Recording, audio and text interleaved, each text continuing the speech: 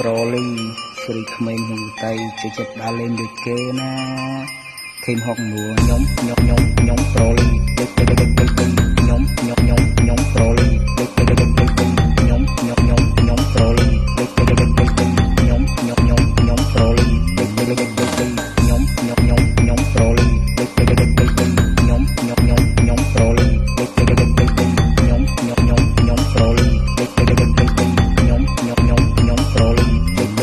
ូច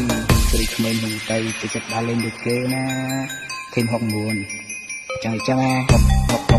មួ